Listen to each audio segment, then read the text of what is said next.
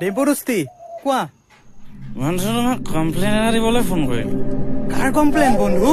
তোমাৰ ভনীয়েৰ আৰু পূজা ভায়েকৰ মানে লিলিমাই চলি আছে, মই নিজ চকুৰে দেখিছো।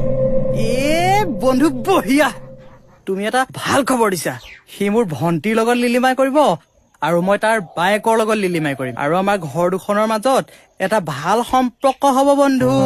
মজ্জা। কেলা মাল খালো মই, নিচা তাৰ ধৰিলে নেকি? হেল্ল' হেল্ল', কাটিয়ে দিলে। বৰ চুট মাৰণি লগাই দেই এইটো।